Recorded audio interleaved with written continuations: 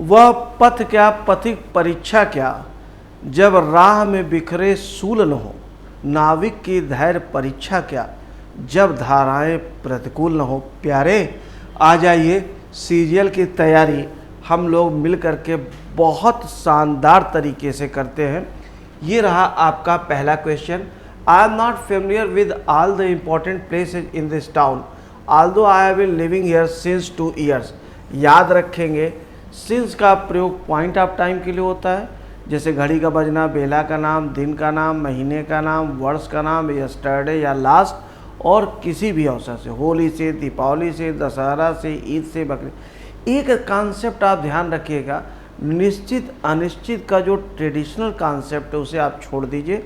निश्चित और अनिश्चित समय का जो कॉन्सेप्ट ट्रेडिशनली बताया जाता है उसको छोड़ दें, और ये जो नया कॉन्सेप्ट मैं बता रहा हूँ कि पॉइंट ऑफ टाइम और पीरियड ऑफ टाइम, इसे याद रखें। इसको याद रखेंगे तो कभी भी कन्फ्यूजन नहीं होगा। तो सिंस 2 ईयर्स नहीं होगा, यहाँ पे क्या हो जाएगा, फॉर 2 ईयर्स का प्रयोग हो जाएगा।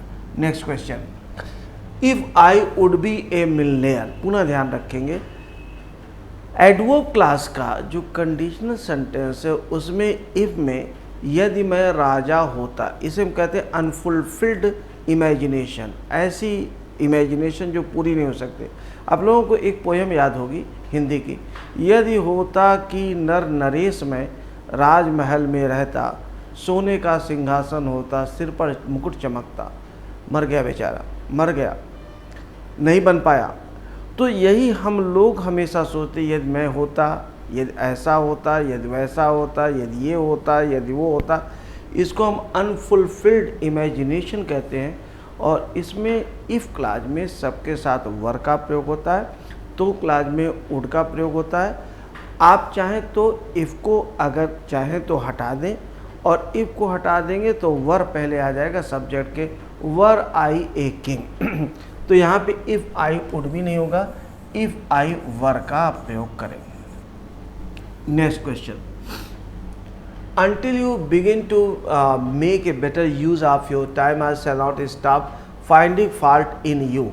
देखेंगे, find fault with जो होता है ये हमारा इडियम है, जिसका मतलब होता है दोष निकालना, दोष ढूंढना। find fault in नहीं होता, find fault with होता है। इसको ध्यान रखेंगे, ये आपका आंसर होगा। neither of the two boys, पुनः ध्यान रखें, someone, somebody, no one, nobody, anyone, anybody, everyone, everybody, each, either, neither, ये सिंगुलर होते हैं। तो neither यहाँ पे सिंगुलर हुआ। दो के लिए आप याद रखेंगे कि either, neither और both ये दो के लिए यूज किए जाते हैं, लेकिन ये अल्टीमेटली सिंगुलर। तो neither of the two boys हो गया, इसका प्रयोग यहाँ पर सही दिया गया है। आपका नो एरर का सेक्शन होगा, इसमें कोई गलती नहीं है। दे लेफ्ट दियर लगेजेस, अब नाउन का ये रूल है, ध्यान रखेंगे। Scenery, poetry, machinery, drapery, drawery, luggage, baggage, haltage, breakage, knowledge, police, rubbish, dirt, dust, traffic, news, ये सिंगुलर होते हैं, ये कभी भी प्लूरल नहीं होते हैं। तो लगेजेज नहीं होगा, ये क्या हो जाएगा, लगेज हो जाएगा। Next rule, you will get all the information. Information पुनः ध्यान रखें, इंफॉर्मेशन भी सिंगुलर है, लेकिन आल जो होता है और some, a lot of, lots of, plenty of, half या हाफ ऑफ, मतलब कोई भी fraction, half of, 1/3 of, 2/3 of, 3/4 of, कोई भी फ्रैक्शन ले लीजिए। परसेंट या परसेंट ऑफ, मोस्ट या मोस्ट ऑफ, सम और आल, ये काउंटेबल और अनकाउंटेबल दोनों के लिए लगते हैं। तो यहाँ पे ऑल द इंफॉर्मेशन सही है। If you read this booklet carefully, question पूरा सही है, नो एरर। सी सैंग वेरी वेल। अब ध्यान रखिए, क्वेश्चन टैग, क्वेश्चन टैग में सब्जेक्ट जो दिया रहेगा उसी का प्रोनाउन लगेगा, क्यों नाउन के बाद प्रोनाउन का यूज होता है। तो खैर प्रोनाउन यहाँ पे दिया गया है, तो प्रोनाउन का प्रोनाउन होगा। पहले तो यहाँ पे सी हो जाएगा एक चीज़, दूसरा टेंस जो रहेगा उसी टेंस का हम यहाँ पे प्रयोग करेंगे। तो टेंस क्या है, पास्ट इंडेफिनिट है, तो इजंट इट नहीं होगा, that is didn't it, didn't see, sorry didn't see का हम प्रयोग करेंगे। He is working in A bank in new Delhi for the past several month. जब सिंस और फार का प्रयोग समय से के लिए होता है। मैं 2 घंटे से पढ़ा रहा हूँ, वह कल से पढ़ रहा है, राम 4 दिनों से आ रहा था। जब समय से का हम प्रयोग करते हैं तब सिंस और फार आता है, और सिंस और फार के लिए हम हमेशा या तो परफेक्ट टेंस होगा या परफेक्ट कंटीन्यूअस होगा, कंटीन्यूअस नहीं होगा। देखिए, मैं 2 दिनों से पढ़ा रहा हूँ, I have been teaching for 2 days, लेकिन अब अगर हम ये बोलें कि वह कल से यहाँ नहीं आया, he has not come since yesterday, तो परफेक्ट कंटीन्यूअस तो आप जानते ही हैं, परफेक्ट भी आप उसमें ऐड कर ले। परफेक्ट या परफेक्ट कंटीन्यूअस में सिंस और फार का प्रयोग समय से के लिए होता है, ये ध्यान रखेंगे। अगला, there is no question of my feeling.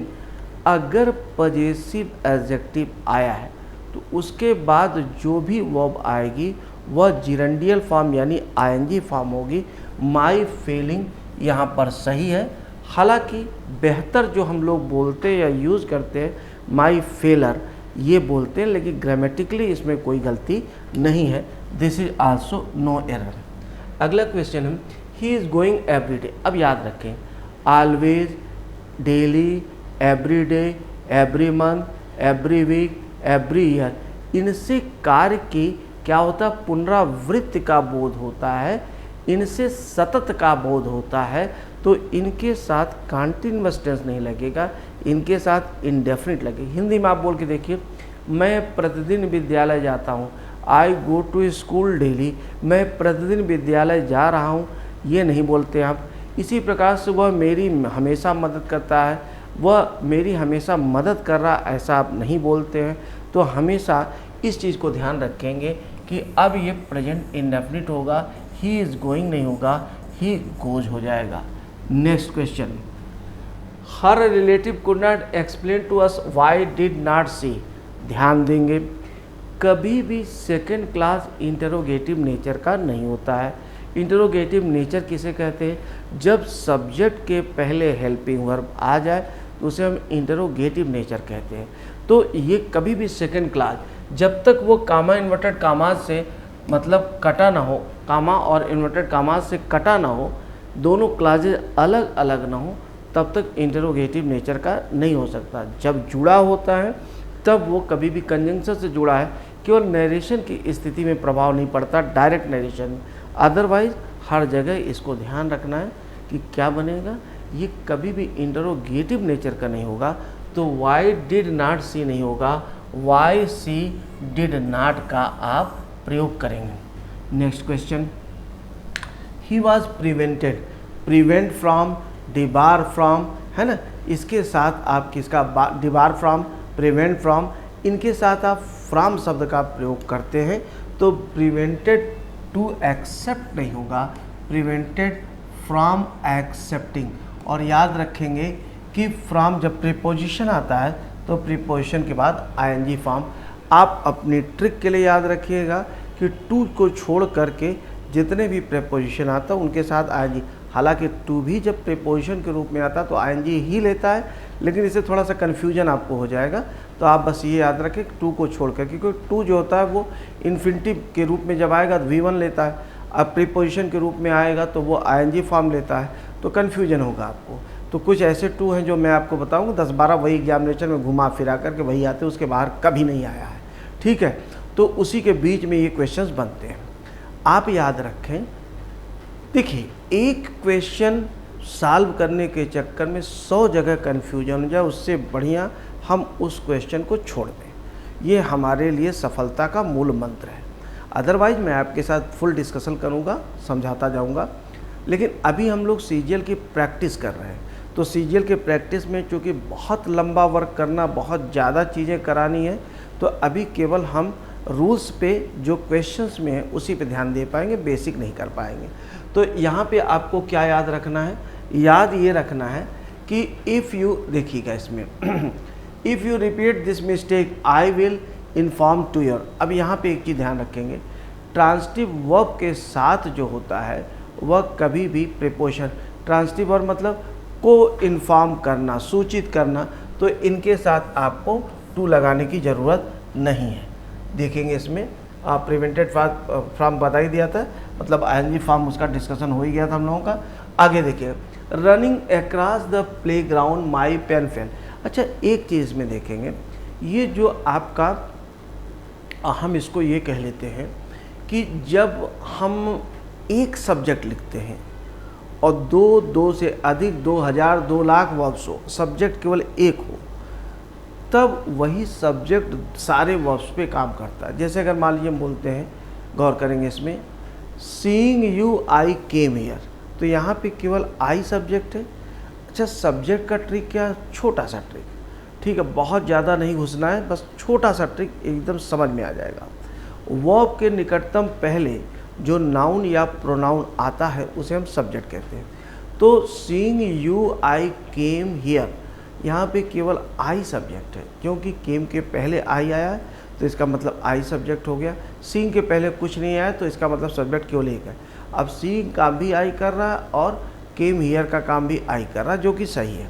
लेकिन यहाँ के सेंस में अगर आप देखेंगे, running across the playground my pen fell, अब यहाँ पे देखिए रनिंग एक वर्ब है, फेल एक वर्ब है, प्रेजेंट पार्टिसिपल वर्ब है ये, यहाँ पर आपका fail.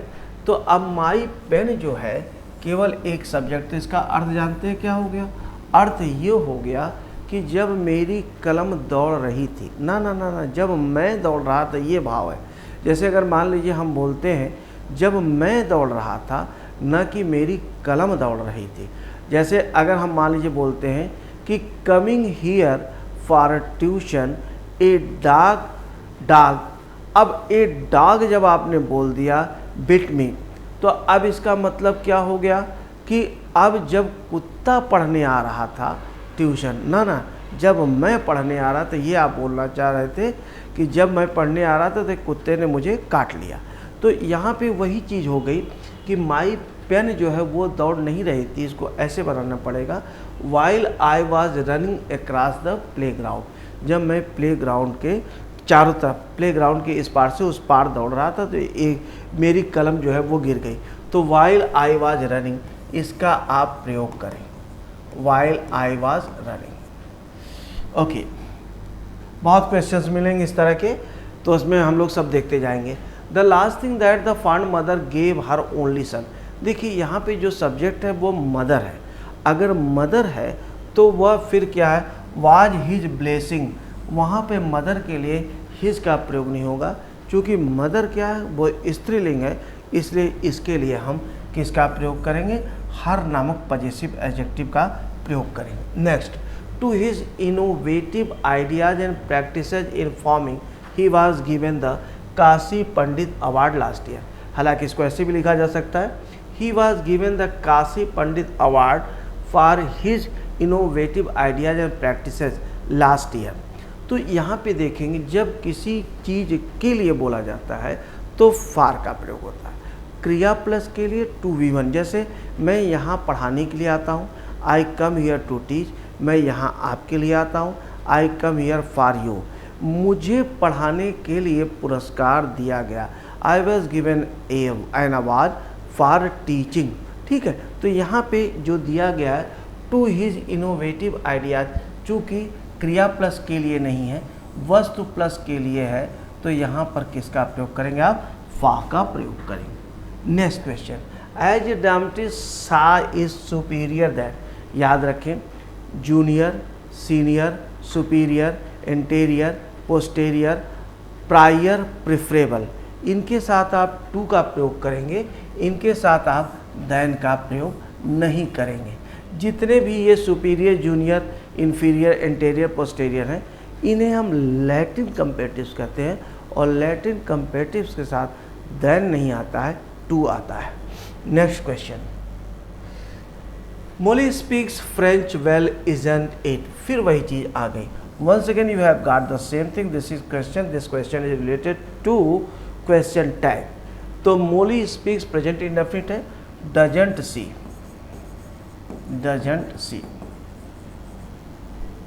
Next question, mutton is more hard, गौर करेंगे तीन तरह से डिग्रीज बनती है, पॉजिटिव, कंपेरेटिव और सुपरलेटिव। कंपेरेटिव और सुपरलेटिव को हम दो तरह से बनाते हैं। कैसे बनते हैं? ये तरीका ये है कि अगर छोटा शब्द होगा, इंग्लिश में हालांकि रूल है सिंगल सिलेबल, डबल सिलेबल, जैसे हार्ड है तो हार्ड का हार्डर हो गया, बिग का बिगर हो गया, टाल का टालर हो गया, स्मार्ट का स्मार्टर हो गया, शार्ट का शार्टर हो गया। और जो डबल सिलेबल जैसे ब्यूटीफुल हुआ तो मोर ब्यूटीफुल, हैंडसम मोर हैंडसम, ठीक है, इस तरह से इसका हम प्रयोग करते हैं। तो यहाँ पे मोर हार्ड नहीं होगा, हार्ड की जो कंपेरेटिव डिग्री होती है वह क्या है, हार्डर है। Next question, I have found that he is neither willing, neither का पार्टनर नार होता, आइदर आर, नाइदर नार, not only but also, both and. तो नाइदर का पार्टनर कौन होगा, ये आर नहीं होगा, ये नार होगा। Next question, for times immemorial, इसको ध्यान देना है प्यारे छात्रों कि अनादिकाल से, आदिकाल से अनादिकाल से, बहुत लंबे समय से जब हम बोलते हैं उसको, तो ये फ्रॉम टाइम इमेमोरियल और सिंस टाइम इमेमोरियल इसका प्रयोग किया जाता है।